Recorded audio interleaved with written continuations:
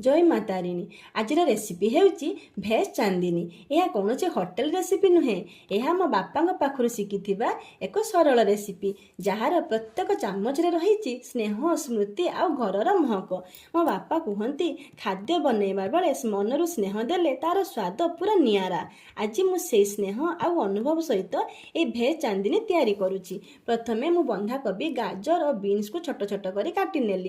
तापर कढ़ई रे गोटे चामच गुआ घी पकईकी काटी रखिथिया परिबा सबु और आवश्यक अनुसार लुण पकईदेली। परिबा टिके भाजी नेला परे सेथिरे क्षीर गलैकी रखिथिया मिल्क पाउडर काजू चारुमगज बटा को पकईकी टिके फुटईदेली।